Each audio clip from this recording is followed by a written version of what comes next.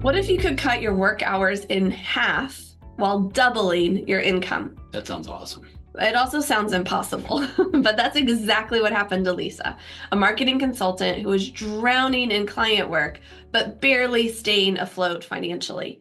Today, we're sharing Lisa's remarkable transformation using two powerful systems that turned her business from a time-sucking monster into a freedom-creating machine. Stick around to discover how you can follow the same path. In a world where chaos seems to reign supreme, where uncertainty lurks around every corner, and financial markets are now more unpredictable than ever, there's one place you can turn to find clarity and control. Welcome to the Wealth Wisdom Financial Podcast. Hey, I'm Brandon. And I'm Amanda. Join us as we dive deep in the world of personal and business finance to assist you in navigating through the chaos and building the financial future you deserve. We believe when conventional financial thinking doesn't get you where you want to go, you need wealth wisdom. So if you're ready to take control of your financial destiny, tune in to the Wealth Wisdom Financial Podcast. Because in a chaotic world, your money shouldn't be. Subscribe now and never miss an episode. This is the first episode in a series about work-life reset, where this series is all about helping you build a business that serves your life, not the other way around. And of course, we're your hosts, as always, and we are making this series because we're really passionate about helping entrepreneurs and business owners create both wealth and freedom. Doesn't matter how rich you are if you don't get to enjoy those riches. And wealth isn't always, just about money and, all those things that we've talked about. Now, you'll notice that we also call it a work-life reset, not work-life balance.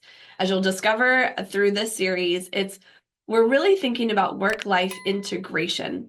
Without giving away too much, what we're going to cover later in today's episode and the next few episodes, Brandon, what do those words work-life integration mean to you? Yeah, it's definitely not work-life balance. What people always say a lot of times is, I want work-life balance. And whatever the heck that means, integration means I want to win in all areas. I want to be a good father, good dad, good husband, right? And also I want to win in business. Now, here's the thing. Sometimes business is going to win, as you mentioned from your American Heart Association days, that business may take precedence. We have to go on a company trip and we're gone for a couple days. And on the other end, family's going to win. And we like summertime. Like summertime, yeah. Kids are off and they are free. We're going to go on some trips. And so you want to focus in that direction. Doesn't mean that work isn't important. It just means that it is shifting at that point in time. And so I like the idea of winning in all areas and working in all areas, kind of like the barrels, right? And if you have these barrels and slats, if you aren't focusing on all the areas, one slat's down, then water's going to pour out. And so we want to be able to build those little levers, family, business, marriage, to bring those up. Yeah, this doesn't mean, though, that you work during family time. Yeah. Not what he means by winning in all areas. But this also reminds me of Lisa, who we introduced at the very beginning. Let me tell you a little bit more about her story, which is what we're going to focus on today. She runs a digital marketing agency, and at one point, she got to the place where she was completely burned out. During one of our conversations, her phone rang 4 times. All client emergencies, which if you're listening to the podcast version of this, that there was totally air quotes around emergencies.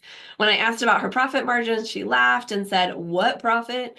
Despite working 70 plus hours weekly with a team of 3, she was paying herself less than her employees until she reached a breaking point. And that's what brought her to me, that she got to this breaking point. It was missing her daughter's birthday party in order to go to a client crisis, right? And go handle that, be, superwoman for that client while missing out on her daughter's birthday party.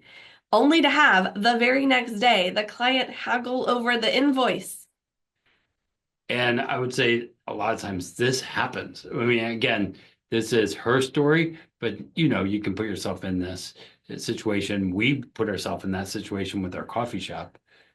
Lisa's story is one we've seen countless times, but what makes her journey remarkable is how quickly things turned around once she implemented 3 key changes. Yeah. So first, Lisa met Robert, a business owner in our network who had implemented Profit First 2 years earlier. Robert shared how he had gone from constant cash flow stress to making regular profit distributions by simply changing how money flowed through his business. The concept was simple. Whenever money came in, immediately he'd set aside percentages for profit, owner's pay, and taxes before looking at operating expenses. Now, Lisa was skeptical, but she was desperate. And sometimes when you're desperate, that's when you actually change. So she started small, just taking 1% for profit and 5% for her personal pay from every deposit. Within 3 months, something remarkable happened. Not only did she manage to run the business on less, but seeing actual profits accumulated, even small amounts, shifted her mindset about what her time was worth. And that is the biggest change. It wasn't in her checkbook and all that, it was in her head. Yeah, and the value of her time. Pin in that, we're going to come back to it. But this new confidence then led to her second breakthrough. Through another business owner in our community, Lisa learned about Bank on Yourself, a strategy using properly structured whole life insurance to create a personal banking system. What appealed to Lisa wasn't just the guaranteed growth and tax advantages under current law and with all the right, companies and all those fabulous things. The thing that appealed to her most was the emotional security of building assets that no one could take away. Not clients, not market downturns. This felt very safe to her. She was ready to move forward. She had started a modest policy directing a portion of her newly consistent personal pay into it each month. Having the growing financial foundation gave her something she'd been missing for years, the power to say no, not yes. Yep, another mindset shift, right? She started to value her time, and then she got the power to say no to maybe the bottom 20%, things like that. Okay? Yeah, all kinds of things that we talk about in our community and other people talk about as well. Yeah, and we're going to be coming back to some of those through this series. Now we get to the third transformation. So she implemented Profit First. She implemented Bank on Yourself. With this newfound financial courage from these mindset shifts, Lisa completely restructured her client agreements. Instead of hourly billing, she created value-based packages tied to specific business outcomes. When a potential client questioned a $10,000 fee, maybe like that client, right, that challenged the invoice before, this time Lisa calmly asked how much their current marketing problems were costing them. And their answer, about $85,000 annually in lost opportunities. Suddenly, her fee seemed like an investment, not an expense. Now, what I want to mention here is she was part of a community, right? So sometimes you might think, oh, well, that's a waste of time. But being in community and in collaboration, she was able to learn from other people outside of even her own industry. And I think that's something we forget about, that the power of community, though may seem insignificant, really helped her to be a game changer. Now stay tuned after the break to hear about another community's reaction when Lisa shared her journey with them.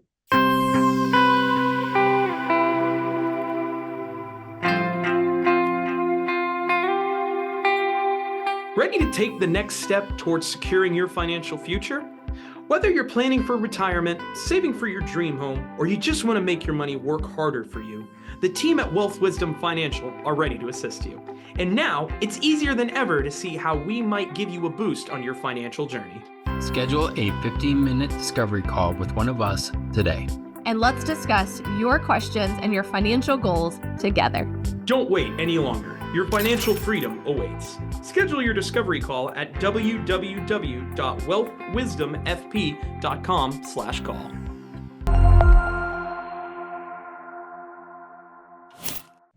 Okay, Now, Lisa was also part of another mastermind, and she shared this journey with them. And several members raised concerns that you might already be having for Lisa. And we want to talk about them. We're going to talk about what their concern was and what Lisa shared with them to help them address that concern, have similar mindset shifts to how she had, and so forth. So, why don't you start with the first one? Yeah, and I want to also begin before I share about him, is thinking about being in other masterminds, other systems, helps you to, again, see from other mindsets, other points of view. And so we're part of multiple as well, because we're always learning and we are teaching at the same time, right? And so being in those places. So if you're in a different group, they might not have learned the language of the group that you're in, and so you're coming in doing that, and so she meets these other people that are have a different language for their community, and so she runs into James. James runs architecture firm. He's worried that his clients would never accept value-based pricing since his industry traditionally bills hourly. It's a different industry, right? Lisa suggests starting with just one service component and priced on value while maintaining hourly rates everywhere else, right? Within 6 months, James took this advice and had transitioned 40% of his service to outcome-based pricing and increased his margins by 30% because he listened to her and implemented that. Yeah, and he started small, changing one thing, and then growing from there till 40% has changed. Now, Tanya was also in this group. Tanya's a solo consultant, and she believed she couldn't implement profit first because her income was too inconsistent. We've heard that one many times. Some months really big, some months none, right? But Lisa recommended starting with just 1% for profit, just like Lisa had done. An amount so small it wouldn't hurt, but it would establish a habit. It would build a muscle. Today, Tanya takes 8% profit on every dollar and has built her first real emergency fund. Way to go, Tanya. Which is huge, right? And then she met Michael. He was hugely concerned about the bank on yourself thing, right? The infinite banking thing that he's heard all kinds of other things about it. And so he was like, oh, I need to talk to you about this. So he was thinking it was just another investment scheme. Lisa explained to him it wasn't about getting rich quick, that often people think it is, but building financial stability that gave her confidence to make better business decisions. So he listens, he ends up doing it, right? And so he starts his own policy. 6 months after starting his own policy, Michael had the confidence to fire his most demanding, lowest paying clients and replace them with 2 ideal clients at higher rates. Why did he do this? Because he had a buffer, an emergency fund that he could depend on to be able to make that smart decision and not just be living in fear of worrying what's going to happen. Yeah. So let's look back at these 3. James has profits that are 30% higher because he switched to value-based pricing. Tanya has a real emergency fund because she started profit first. And Michael fired 2 of his most demanding, lowest paid clients and was able to replace them with 2 clients with higher rates and took less of his time. Can you imagine how those changes at work-ish, right, impacted their time and how they were to invest their time differently with their family or even at work and be more productive and more satisfied about life? Now, we're going to be coming back over the next few episodes in the series to talk more about time management and productivity, but Brandon had something he wanted to make sure to say today about this topic.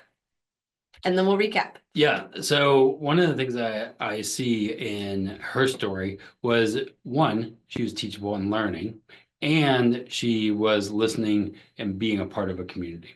Now, something I think about when it comes to time management is thinking about old us. So not old us in the past, but the future us who is older than us. Yeah, there you go.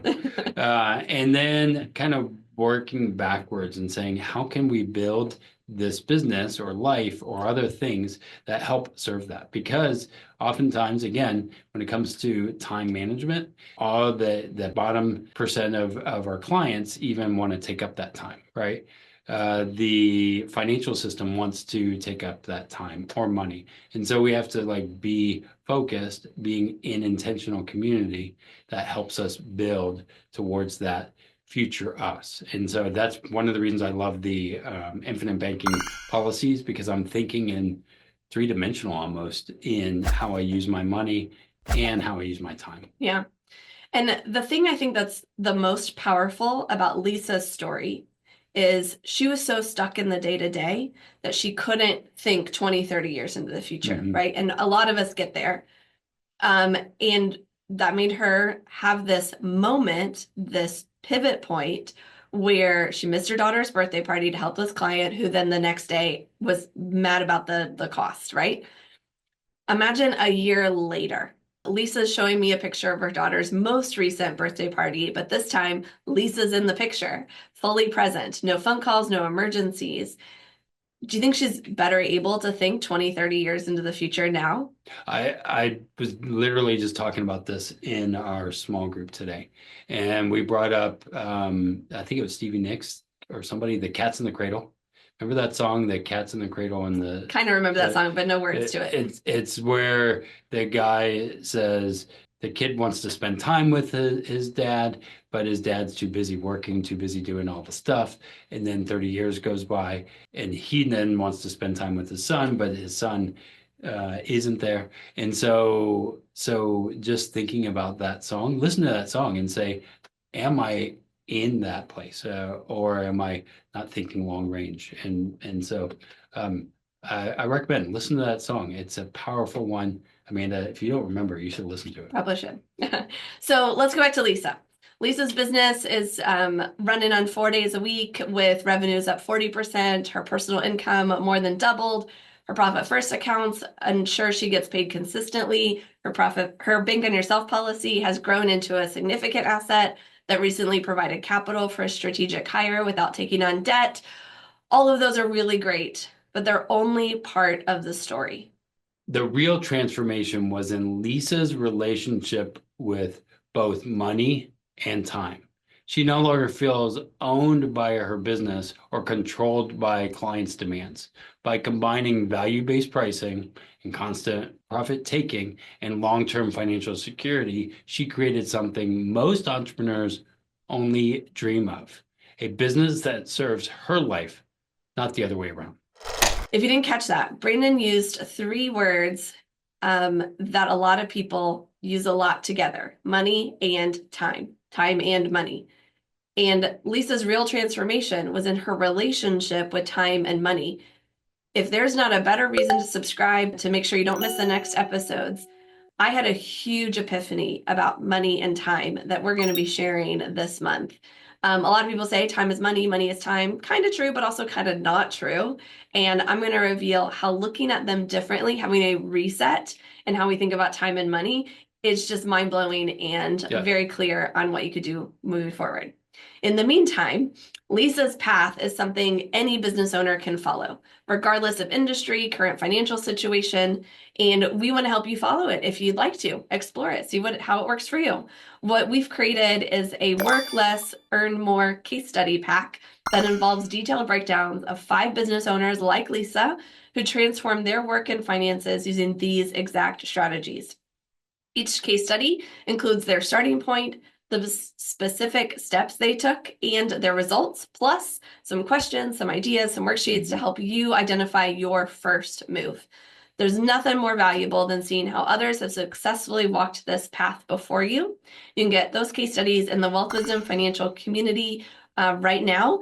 Join as a premium member at wealthwisdomfp.com/community, and those case studies are waiting for you. Again, that's wealthwisdomfp.com/community. We'll have that link in the show notes too. It's really hard sometimes doing these podcasts because we, slurs, words slur, all the fun stuff. But you see us real, right? So thanks for joining us. Don't forget, hit that I say it every time. Don't forget, hit that subscribe button so you don't miss the next episode where we're going to be talking about setting boundaries. Right? Yeah. Setting boundaries. It's a critical component to working less and earning more. In the meantime, we hope you live long and profit. The topics presented in this podcast are for general information only and not for the purpose of providing legal, accounting, or investment advice. On such matters, please consult a professional who knows your specific situation.